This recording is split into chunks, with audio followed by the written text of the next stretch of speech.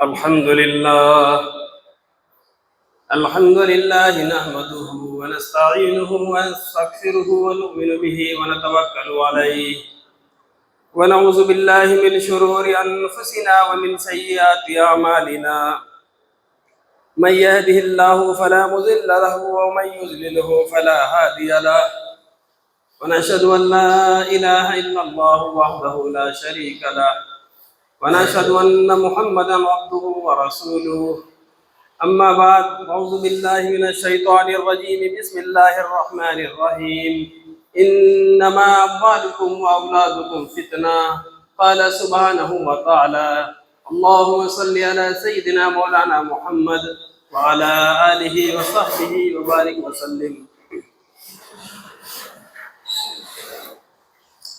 मेरे भाइयों, बुजुर्गों, अजीज साथियों और दोस्तों, आप हजरात से मैंने पिछले जुमे को भी ये तज़किरा किया था कि अल्लाह ने दुनिया में बहुत सारी नेमतें हमें अता फरमाई। उसमें से एक बहुत बड़ी नेमत औलाद अता फरमाई। अब इस औलाद की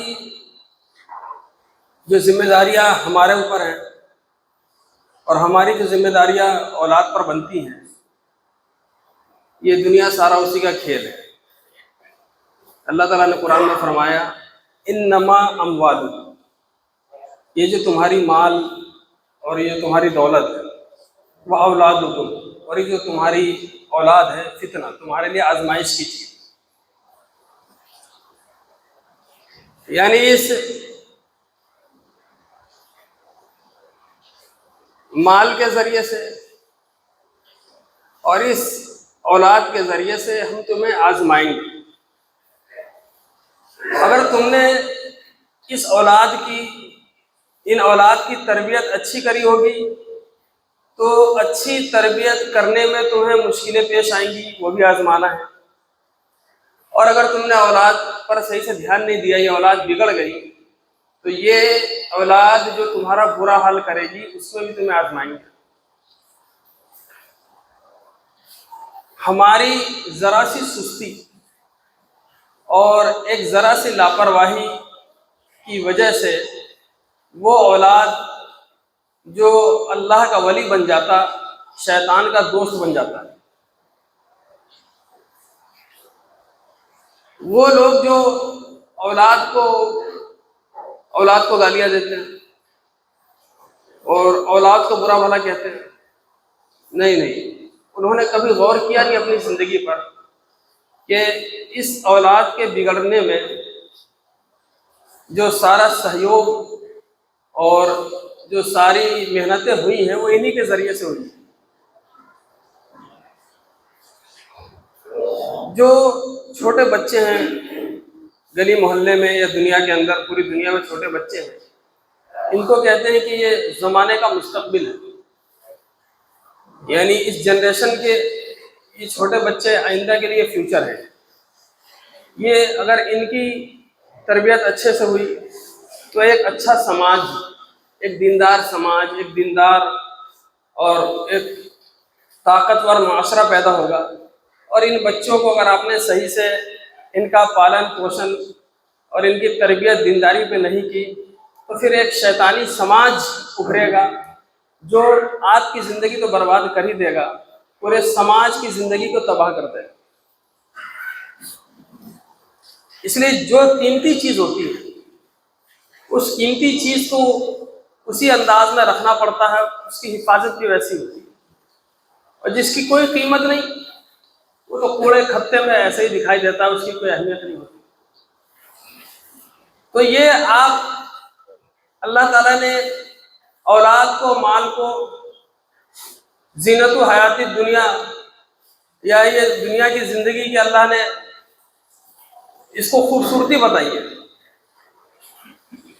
खूबसूरती बताई है कि ये जो औलाद है, ये माल है, माल के जरिए से आदमी की ज़िंदगी अच्छी हो जाती है और औलाद के जरिए से ज़िंदगी बर्बाद हो जाती है, अच्छी हो जाती है। इसी तरीके से माल की वजह से ज़िंदगी बर्बाद हो जाती है और औलाद की वजह से भी ज़िंदगी बर्बाद हो जाती है। तो सबसे पहली जिम्मेदारी हमारे ऊपर क्या बनती है कि सबसे पहले अपने बच्चे की अच्छी तरबियत करो और अच्छी तरबियत करके दीनदार बनाकर उसका निकाह करो। ये माँ बाप के ऊपर जिम्मेदारियां बनती हैं। इस जिम्मेदारी में कहीं कमी आएगी तो तबाही आएगी। जितने भी बड़े बड़े वली अल्लाह और जो दीनदार लोग गुजरे हैं, उनकी जो परवरिश उनके घर पे सबसे अच्छे अंदाज में हुई है। परवरिश हॉस्टल में वैसे नहीं होती। परवरिश कहीं आप बाहर भेज दें कि चला जाएगा हमारा बेटा अमेरिका लंदन तो इंसान बन के आ जाएगा, ऐसा कुछ नहीं। परवरिश बच्चों की माँ बाप के साथ होती है। आपका वो बच्चा जो आपके साथ रहता है ना, आप उसकी परवरिश करेंगे। आपका वो बच्चा जो आपके घरों में अपनी माँ के साथ रहता है, उसकी माँ उस बच्चे की परवरिश करती है।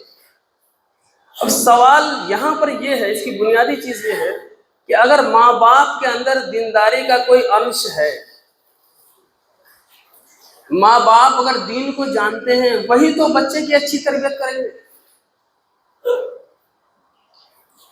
माँ ही नहीं जानती अल्लाह को, और माँ नहीं जानती अल्लाह के रसूल को, और माँ नहीं जानती नमाज को, और माँ नहीं जानती कुरान को, तो ऐसी माएँ, यही वो माएँ हैं जो अपनी औलाद को तबाह कर देती। बाप नहीं जानता अल्लाह को, बाप नहीं जानता अल्लाह के नबी को, बाप नहीं जानता अल्लाह के अहकामात को, और बाप नहीं जानता कुरान को, और बाप नहीं जानता तिलावत को। जब इसे कुछ पता ही नहीं होगा तो मुझे ये बताइए, ये एक अंधा खुद है, दूसरे अंधे को कैसे रास्ता बताएगा? औलाद तो अंधी है ना, छोटे बच्चों को रास्ता पता नहीं होता।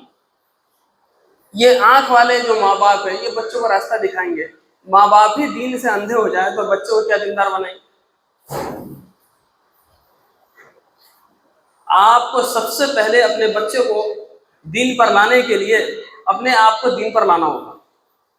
अपने बच्चे को दीनदार बनाने के लिए अपने आप को दीनदार बनना पड़ेगा। आपकी घरवाली को दीन पे लाना पड़ेगा। आपके घर के अंदर जो और बड़े अफराद हैं उनको दीन पर लाना पड़ेगा। ये आपकी जिम्मेदारी है। आप मेहनतें कर रहे हैं, मस्जिदों में किसी दर्जे पे जा रहे हैं, और मस्जिदों के अंदर जो दीन की बातें होती है, दीन के मजलिसें हैं, उसमें आप किसी तरह से बैठ जाते हैं। वहाँ मशवरों में भी बैठ गए, आप तालीम में भी बैठ गए, वहाँ कुछ सुन भी लिया, कुछ अल्लाह के नबी की हदीस भी सुन ली, कुछ कुरान की तिलावत, किसी आयत की तफसीर भी इमाम साहब से सुन ली। ये सब सुन के ठीक है, आप आ गए। लेकिन घर में जो बैठी हुई उसकी माँ है उस बच्चे की, उसको जब कुछ पता नहीं है तो उसके अंदर दीन कहाँ से आएगा? दीन कैसे लाओगे उसके अंदर? वो अल्लाह को कैसे जानेगी? आप तो सुबह आएंगे काम पर और रात को चले जाएंगे काम खत्म करके, और घर में जाके आप थके हुए होते हैं, उस थकान में आप सो जाएंगे, और पूरे दिन आपने किसी बच्चे की तहकीक नहीं की। उसकी माँ से नहीं पूछा कि तूने नमाज पढ़ी, उसकी माँ से नहीं पूछा कि तूने तस्बीहात पढ़ी, उसकी माँ से नहीं पूछा घर में कोई तालीम हुई।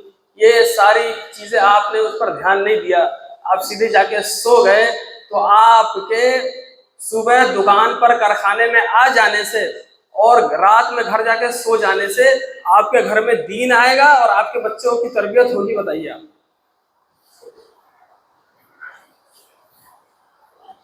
ये तो आप दीनदार है तब मैं बात कर रहा हूं। अब नमाजी परहेजगार है, मैं आपकी तब बात कर रहा हूं। आप में दीनदारी नहीं है, आप सिर्फ जुमे की सवारी करते हैं, तो आप तो भूल जाइए। अब तो जुमे के सह सवार है, आप भूल जाइए। हफ्ते में गलती से आपको एक बार अल्लाह याद आ जाता है तो मस्जिद में आप भटक जाते हैं। वो भी आप सबसे आखिर में आते हैं कि जगह मिले आपको रास्ते पर, ताकि सबसे आखिर में आए, सबसे पहले भागे। और सुन्नतें वो तो आपके लिए जान की आफत है। 4-4 रकात सुन्नत, जुमे से पहले 4, जुमे के बाद 4, ये तो आपके लिए फांसी देने से ज्यादा मुश्किल काम। ऐसे आप मस्जिद से भागते हैं, ऐसे मस्जिद से भागते हैं जैसे मस्जिद में आपकी मौत आ रही है और बाहर गलियों में आपकी जिंदगी। तो जब आपका ये हाल है तो फिर वो आपका बच्चा बड़ा होता है, वो जुआरी बन जाता है, वो शराबी बन जाता है, वो मोहल्ले का कोई बहुत बड़ा गुंडा बन जाता है, और बड़े बड़े क्रिमिनल केस में उसका नाम आता है, और बैड कैरेक्टर्स में उसका नाम आ जाता है थानों में। तो फिर उस बच्चे की गलती है आपकी गलती? क्या उसकी गलती है? तो तरबियत, ये बच्चों की तरबियत आपके घर से होगी, और घर की तरबियत उसकी माँ से होगी, और माँ के अंदर दीनदारी आपके जरिए से आएगी, और आप उसमें दीनदारी कैसे लाएंगे इसका फैसला कीजिए आप। इसीलिए मैं तो कहता हूँ मस्तूरात की जमात में जरूर भेजा करो। पता नहीं, मुझे तो समझ में नहीं आता लोग मस्तूरात की जमात के, कुछ लोग क्यों मना करते हैं मस्तूरात की जमात। मेरी समझ से बात, इतना इतना इतना बड़ा बदलाव और इतने चेंजेस मैंने देखे हैं औरतों के अंदर, जब जमातों में चली जाती हैं, वो इतना उनके अंदर एक शौक पैदा होता है। देखिए औरतें जो है ना, जिस्मानी और जहनी हर एतबार से नरम होती है, बहुत जल्दी बात को कबूल भी करती है, बहुत जल्दी इनकार भी कर जाती है। तो इन औरतों को अगर दीनदारी की कोई शक्ल पे हम ले आए, हम पता इन औरतों को जमात में लेके क्यों नहीं जाते कि जमात में औरतों को लेके जाएंगे तो मुझे भी तो जाना पड़ेगा। मसला तो है नहीं कि उनको खाली उनको छोड़ दो आप, क्योंकि जमात के उसूल में से है जो औरत जमात में जाएगी अपने महरम के साथ जाएगी। बड़ा बेटा है, बालिग है, बड़ा, उसके साथ जा सकती है, अपने शौहर के साथ जा सकती है, अपने बाप के साथ जा सकती है। इस तरह जो महरम में भी खास महरम होते हैं, वो कुव्वत वाले, उनके साथ जाती है। अब उनके साथ जाएगी 3 दिन की जमात में, तो 3 दिन वो जो औरतों का जो क़याम होता है किसी दीनदार घर में होता है, किसी दीनदार घर में होता है। अब उस घर के अंदर वो 5-6 जो जोड़े होते हैं, तो 5-6 मर्द भी साथ में है, तो 5-6 मर्द तो मस्जिद में रहते हैं, और जो 5-6 औरतें होती है वो किसी घर में रहती है, मस्जिद में नहीं रहती। कभी आप लोगों को इसकी गलत फहमी हो, क्योंकि जमात में जाते नहीं ना मस्तूरात में, तो आप ये समझते हैं औरतें भी मस्जिद में रहती होंगी। औरतें मस्जिद में नहीं रहती। आपने कभी देखा कहीं किसी औरत को मस्जिद में? तो औरतें वहां जब घर में जाती हैं, और यहाँ से उमूर तय होते हैं पर्दे के अंदर, शौहर, ये जो मस्जिद में जो मर्द हैं उनका एक तय होता है कि औरतों में आपको बयान करना है। तो उनमें से कोई एक समझदार साथी जाकर बयान करता है, माइक से करता है, वो दूसरे कमरे में बैठ कर करता है। औरत दूसरे कमरे में होती है, या मंजिल ही अलग होती है। औरत ऊपर की मंजिल पे होगी या नीचे होगा, या औरत नीचे की मंजिल पे होगी, औरतें होंगी वो ऊपर। और जब वो बयान का प्रोग्राम होता है तो 6-7 की औरतें होती हैं, 3-4 उस घर की औरतें होती हैं, और मोहल्ले की औरतों को भी बुलाया जाता है बहुत ज्यादा पर्दे में। जो जमात बाहर जाके काम करती है औरतों की होती है, उसमें ये तरगीब दे के आते हैं कि भाई अल्लाह के रसूल, अल्लाह ताला, अल्लाह की तौहीद, अल्लाह की वहदानियत, अल्लाह के नबी की सुन्नत, और इस सुन्नत पर कामयाबी, ये सारी बातें 15 से 20 मिनट ये करके आ जाते हैं। फिर इनसे को ये समझाया जाता है कि हम जब बात कर लेंगे मुकम्मल, तो आप अपने जो औरतों में अपने घर के मर्दों की तश्कील करना। तो उसमें से एक औरत खड़ी होती है या वहां बैठ जाती होंगी कोने में, जैसे भी वो नाम लिखाती है कि मेरे घर से मेरा बेटा जमात में जाएगा 3 दिन की, 4 महीने की, चिल्ले की, 5 महीने की, जो भी है, या मेरे शौहर जाएंगे, जो भी, वो नाम लिखवाती है।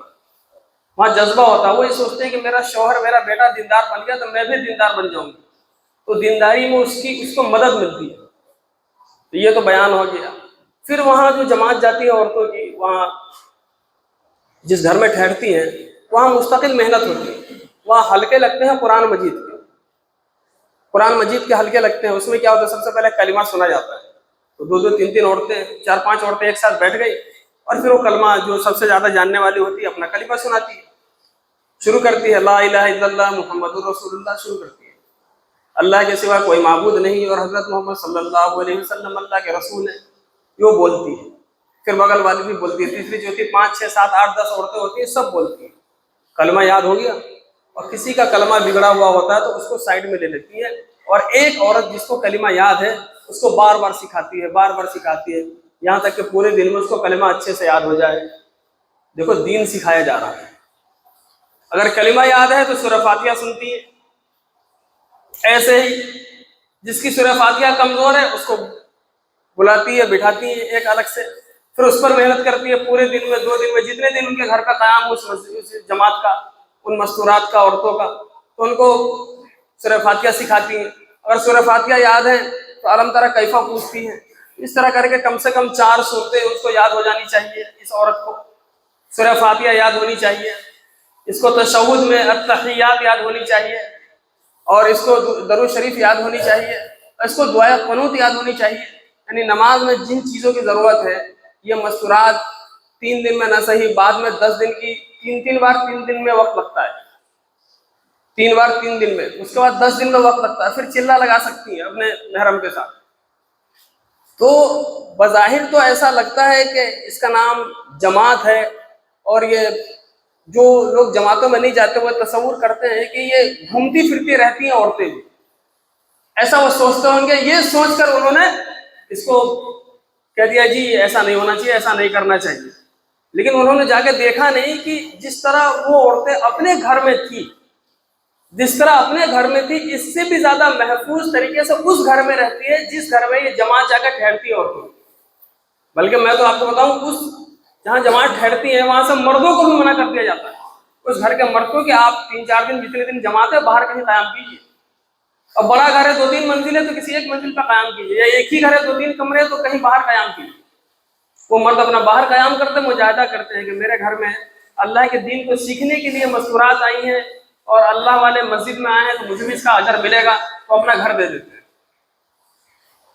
इसका असर मस्तूरात पर जब वो 3 दिन या 10 दिन या 40 दिन तक ये मेहनत औरतों पे की जाती है कि अल्लाह ही से होता है, अल्लाह ही करते हैं, सब कुछ अल्लाह ही है और अल्लाह के नबी के तरीके में 100% कामयाबी है, नमाज ऐसे, रोजा ऐसे, ये सारी चीजें जब 40 दिन तक सीख के आती है तो 40 दिन में वो औरत अल्लाह की वली बन जाती है। इससे पहले नाचती फिरती थी, इससे पहले उसको बाजार से टाइम नहीं था, इससे पहले उसको मेकअप का सामान खरीदने से टाइम नहीं था, इससे पहले तरह तरह के कपड़ों को खरीदने से टाइम नहीं था, इससे पहले उसको अपने जूतों से, सैंडल से और क्या क्या खरीदने से टाइम नहीं था, और जेवरात को खरीदने में अंधी बनी पड़ी थी, अपने शौहर को कर्जों के नीचे लाद दिया था। ये वो औरत जब मस्तूरात की जमात में निकलकर दीन को समझती हैं और अपने शौहर की हालत को समझती है और अपने बच्चों की तरबियत की जिम्मेदारी समझती है, तो फिर इसके बच्चे भी अल्लाह वाले और इसके शौहर को भी दीन पे चलना आसान हो जाता है और ये खुद जन्नत में जाने के लायक बन जाता है। इतना जरूरी है ये, आप समझा नहीं सकते हो। घरों में मान नहीं रही, कहां मान रही, और आपके पास टाइम भी कहां है। उसको एक रास्ता दे दो, अपने घर में मस्तूरात को एक दीन का रास्ता आप दे दो, उस रास्ते के जरिए से अब दीन पर उसके लिए चलना आसान हो जाए।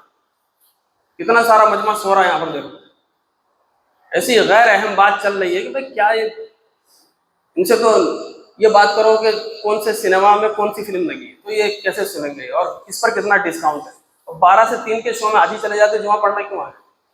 जुमे के दिन पहला शो फर्स्ट शो होता है 12 से, यहाँ पर क्यों आ गए? यहाँ पर सोने के लिए आ गया, वहां चले आते। शीला तो बंद करवा दिया आपने, कहीं और चले आते, डिलाइट पे चले आते, पीवीआर वो स्पेशल हो गया, वो सीटें अच्छी हो गई, सीटों से भी गाने की धमक आती है, उसमें जाकर बैठ जाते हैं। हम यहाँ आके आप मुझे भी परेशान कर दिया, खुद भी परेशान। मैं इतनी अहम बात समझा रहा हूँ कि आपके घर में दीनदारी कैसे आएगी, बच्चे की तरबियत कैसे होगी। अब जब वो औरत दीनदार बन के आपके घर में आ जाएगी तो वो औरत अपने बच्चों की ऐसी तरबियत करेगी जैसे हजरत शेख अब्दुल कादिर जिलानी रहमतुल्लाह अलैह की तरबियत उनकी माँ ने की। वाकई आप लोगों ने सुना होगा, पहले भी पढ़ने के लिए बाहर भेजा हजरत शेख को, हजरत शेख खुद ही वाकई सुनाते हैं अब्दुल कादिर जिलानी रहमतुल्लाह अलैह कि मेरी माँ ने मुझे बाहर भेजा, दूसरे सफर में भेजा। रास्ते में हम जिस काफिले के साथ जा रहे थे तो पहले डाकू रास्ते में लूट लेते थे, अब भी लूट लेते थे थोड़े दिनों पहले, तो डाकुओं ने पकड़ लिया, सारा माल लूट लिया सारे लोगों को।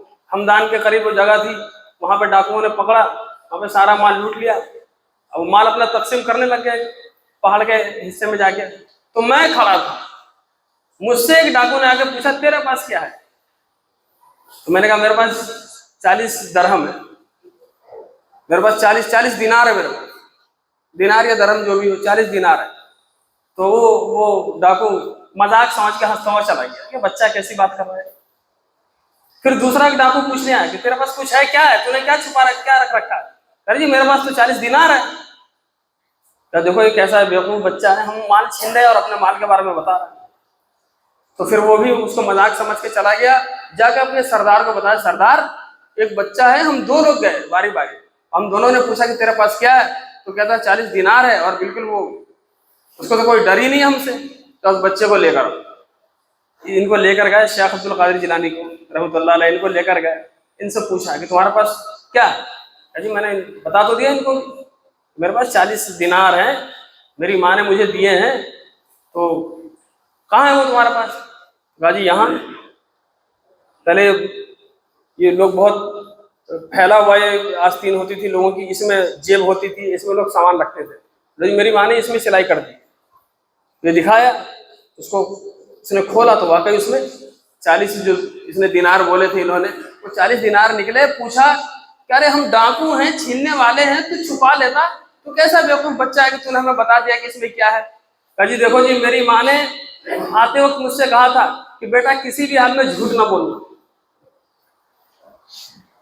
किसी भी हाल में झूठ ना बोलना। तो मैं झूठ क्यों बोलूं, जो मेरे पास वो चीज मैंने आपको बता दी। तो वो डाकू का सरदार रोने लग गया कि इसकी माँ ने एक बार ये बात कही और इसने अपने माँ की बात ना ठुकराई, और हम कैसे जालिम है कि सालों से अल्लाह की बात को ठुकरा रहे। वहीं उनके कदमों में पड़कर रोने लग गया वो डाकू। उनके दूसरे साथियों ने कहा जब बुराइयों में हम सरदार के साथ थे तो नेकियों में भी हम सरदार के साथ हैं, हम सब के सब तौबा करते हैं। तो माँ ने तरबियत की ना, बेटा झूठ ना बोलना। तो ये तरबियत घर पे उसकी माँ करेगी। जब माँ को पता होगा दीन का, वो माँ अपने बच्चों को बताएगी कि बेटा ये सुन्नत है, माँ बताएगी, माँ उठाएगी। दीनदार माँ होगी तो उस फजर की नमाज के लिए अपने बच्चों को माँ उठाएगी, माँ बच्चे रोते रहेंगे। और माँ जब बेदीन होगी और खुद भी नमाज से दूर होगी तो आप बच्चों को उठाने जाओगे तो खुद भी नहीं जगेगी और उसको भी नहीं जगाने देगी कि अभी तो सोया 2 बजे रात, तुम अभी से नमाज के लिए उठा रहे हो, क्या है बच्चा पढ़ तो देगा। फिर ये हो बच्चों को तिलावत के लिए, तस्बीह के लिए बोलोगे तो माँ रोकेगी उसकी। जो घरों में हो रहा है, बच्चों के मोबाइल छोड़ाओगे तो माँ रोकेगी उसकी, बच्चों को तकलीफ हो रही। बच्चे को सुबह पढ़ने के लिए भेजेंगे स्कूल या मदरसे तो उसकी माँ उसको जाने नहीं देगी, यहाँ तक कि वो बेदीन माँ उस बच्चे के दीन को खत्म करके उसके लिए भी जहन्नम खरीद लेगी, अपने लिए भी, शोर के लिए। तो सबसे पहला जो मदरसा, अगर आपको बच्चों की तरबियत करनी है तो पहले माँ से शुरुआत होगी उसकी तरबियत की, उसकी दीनदारी से। इसलिए अपने घरों में जाकर अपनी ऐसी सेटिंगें करो कि आप उनको दीनदार बनाओ, और उनको दीनदार बनाने का, औरतों को दीनदार बनाने का सबसे आसान और तरीका कि उनको ऐसा लगेगा कि हम घूमने भी जा रही हैं। घूमने का तो शौक होता है औरतों को, उनको ऐसा लगेगा हम घूमने जा रही हैं, और आप उनको जमात में भी ले जाओगे, थोड़ा घर का भी तबादला होगा, दूसरी जगह पे जाके उसका जहन भी बदलेगा, दीन भी सीख लेगी, जहन भी साफ हो जाएगा। ये मस्तूरात की जमात है, इतना अहम काम है। फिर औरतों को जब दीन की बातें समझाती है तो हमारे यहाँ मदरसों में समझाया जाता है कि एक बात को जब बार बार बोला जाता है तो बात अपने अंदर उतर जाती है। इसलिए जब औरत दूसरे औरत को दीन की बात बार बार समझाती है तो जो औरत गई है यहाँ से और जो समझाने गई है खुद, वो सबसे बड़ी दीनदार औरत बन जाती है। बहुत बड़ा एक बदलाव आएगा। अपने घरों में जाकर इसकी तश्कीलें करो। अगर अपने बच्चों को सुधारना है, आप बच्चों को दुनियावी तालीम दे रहे हैं, कॉलेज में भेज रहे हैं, स्कूलों में भेज रहे हैं, कोई मना नहीं है, लेकिन मदरसों में अगर आपके पास, मैंने पहले भी बताया था, अगर आपके पास 4 बच्चे हैं तो होना तो ये था कि 3 बच्चों को आप मदरसों में डालते पहली फुर्सत में, लेकिन कम से कम दर्जे में 4 है तो 2 को मदरसों में, 2 को स्कूल में डालो। ये तो इंसाफ का काम करो आप कि वो जो स्कूल में है उसको भी आपको मदरसे की तालीम में डालना है। जो शाम का वक्त होता है, मगरिब के बाद का, जोहर के बाद का वक्त होता है, स्कूल से आ गया उनको। लेकिन जो प्राइमरी सेक्शन में जो बच्चे पहले आपके, जिनको आपने मदरसे में पहले डाला है, वो आलिम, मुफ्ती और इस तरह से दीन को आगे लेके बढ़ेंगे। और जिनको आपने स्कूल में पहले डाला है, सुबह स्कूल में जाते हैं, उनको दीन सिखा दोगे तो जिस शोबे में भी जाएगा, वो डॉक्टर होगा तो वहां उस डॉक्टरी के लाइन में दीन को लाएगा, इंजीनियर होगा तो इंजीनियरिंग के लाइन में दीन को लाएगा, अगर पहले से दीन को जानता हो। तो आप बच्चों को कॉलेज में भेजते हैं, बच्चों को स्कूल में भेजते हैं, एक आप तीसरी जगह भेजते हैं बच्चों को जिसका नाम है ट्यूशन सेंटर। मुझे याद आ गया, ट्यूशन सेंटर, कोचिंग सेंटर। मैं बताऊं, इस वक्त कोचिंग सेंटर लड़कीबाजी का अड्डा है।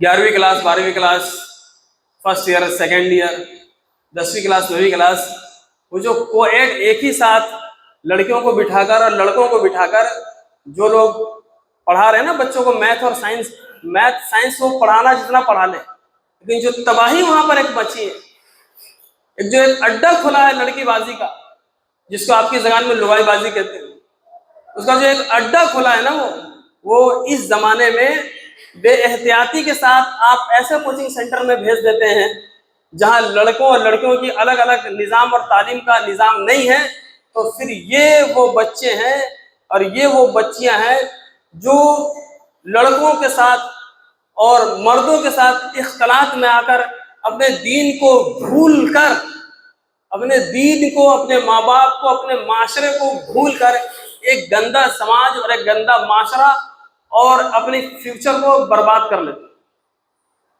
वहां जाइए, आप बैठिए, हम गुजरे हैं ना, हम तो उस जमाने की, मैं तो आपसे उस जमाने की बात कर रहा हूँ, सन 2002 की बात कर रहा हूँ मैं आपसे।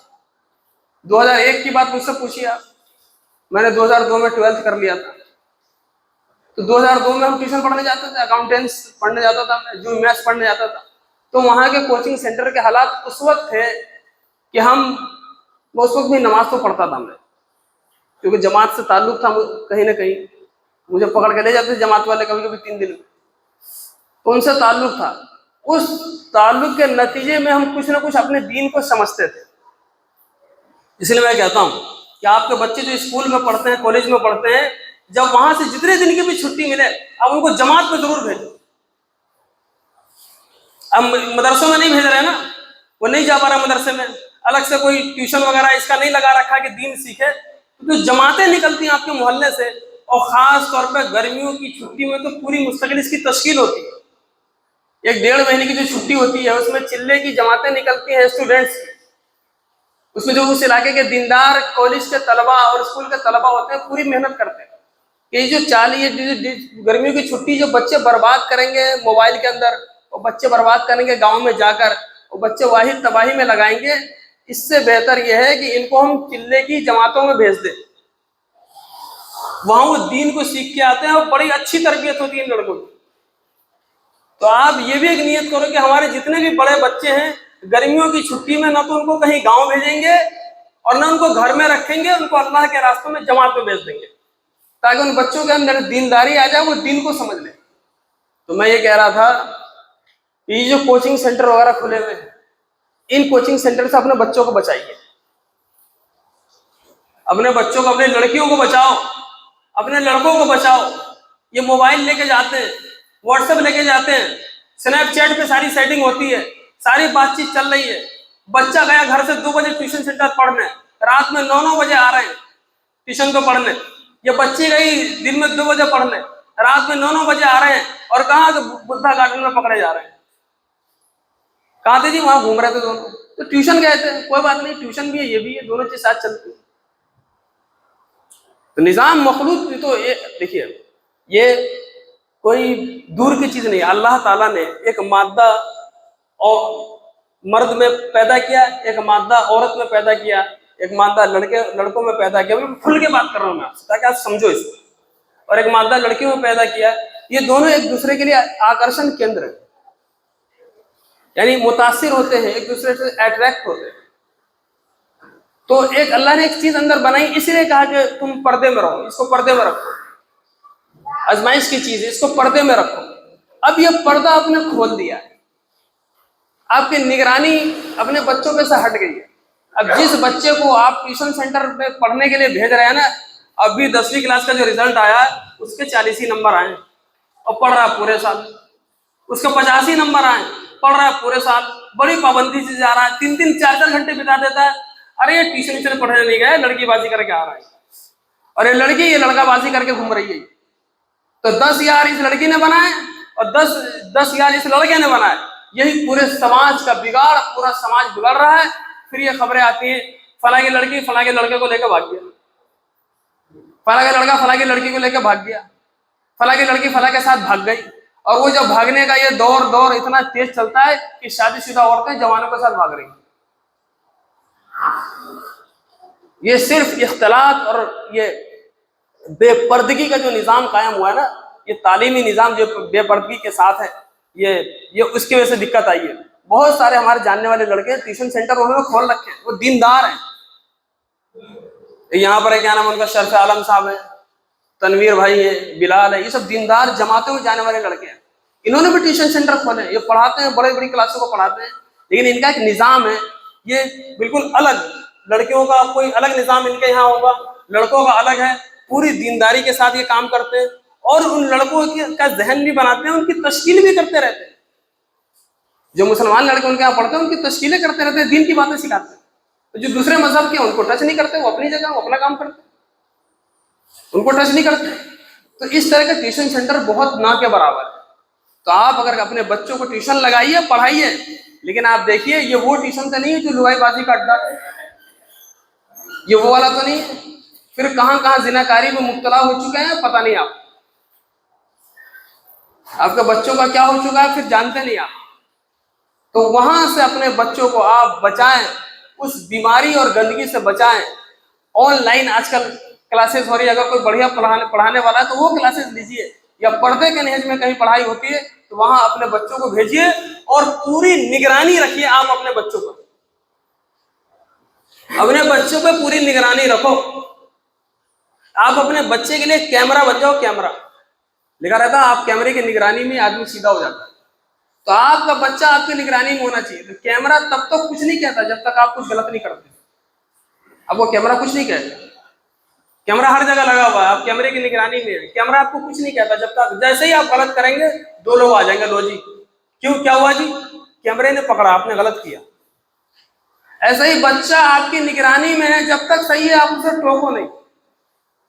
जैसे ही पता चला मेरे बच्चे ने ये कदम गलत उठाया, वहीं पकड़ लो, बेटा ये तुमने कैसे कर दिया, ये तुमने झूठ कैसे बोला है, ये तुम कहां पढ़ने चले गए, ये तुमने गाली कैसे दी, ये तुम्हारी आवाज कैसे हो गई, ये तुमने इनसे बदतमीजी कैसे की, ये तुम्हारी नमाज कैसे छूट गई।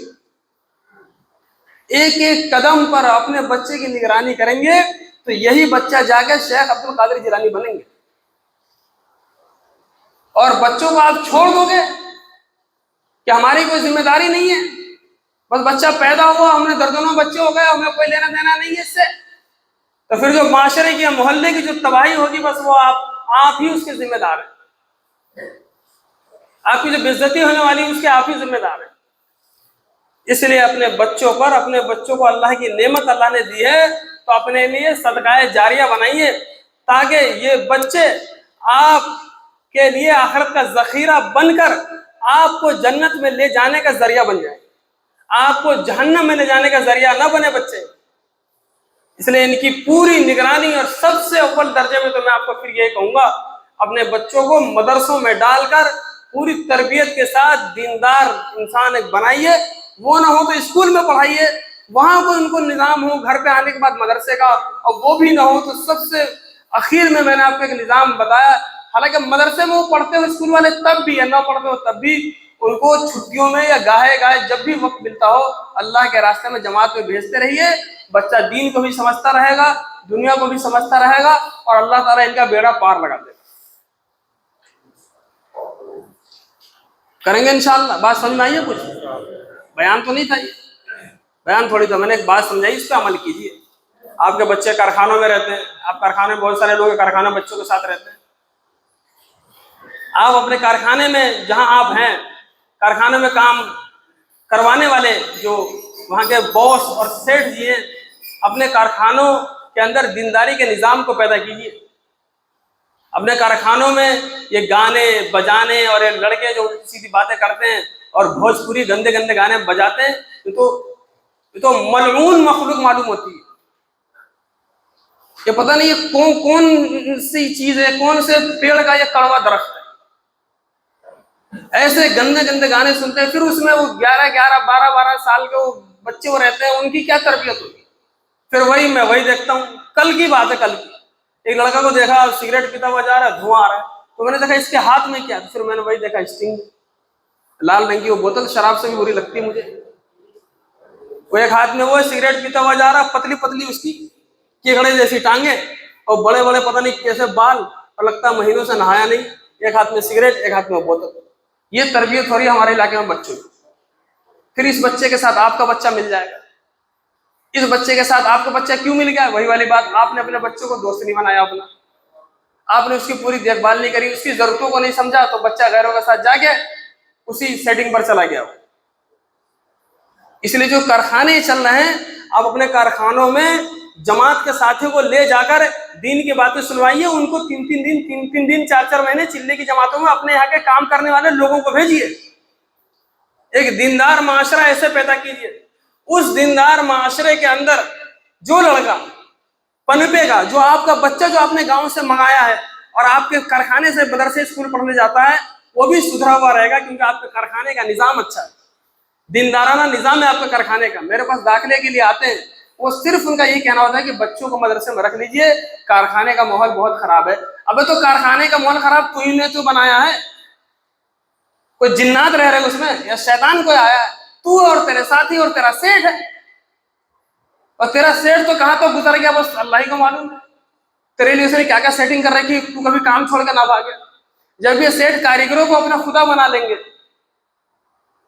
जब ये सेठ कारीगर को अपना खुदा बनाएंगे, तो इन कारीगरों की अय्याशी के लिए जितने भी काम होंगे सब करेंगे ताकि ये रुके रहे।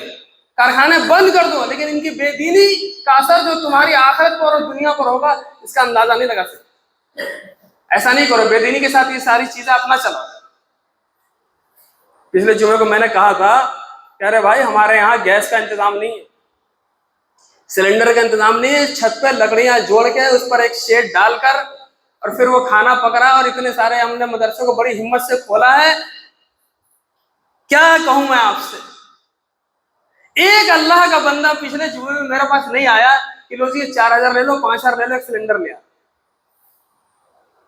आपके घर में एक दिन भूखे रह जाएंगे, वो चल सकता है, लेकिन मदरसे में 100 लोगों के साथ ये दिक्कत हो, मदरसे बंद हो जाएंगे, माशरा समाज खत्म हो जाएगा, दीन मिट जाएगा, कोई फिक्र नहीं। आप एक आदमी मेरे पास नहीं आया। पिछले जुमे को मैंने कहा था कि मदरसे को हम चलाने की कोशिश कर रहे हैं, आप हमारा सहयोग करें, आप हमारा साथ दें, हमारी मदद करें, तो ये हम चला पाएंगे इस साल। जिस तरह के इस सिलेंडर और इस चूल्हे के नाम पर हमारे को दिक्कतें आ गई, उसी धूप में झुलस कर हमारे बावर्ची साहब किस तरह खाना बना रहे, ऐसा थोड़ी होता है। ऐसी आपकी बेरुखी और ऐसी आपकी बेकसी और ऐसी हमारी बेबसी, इस पर दीन थोड़ी बाकी रहेगा।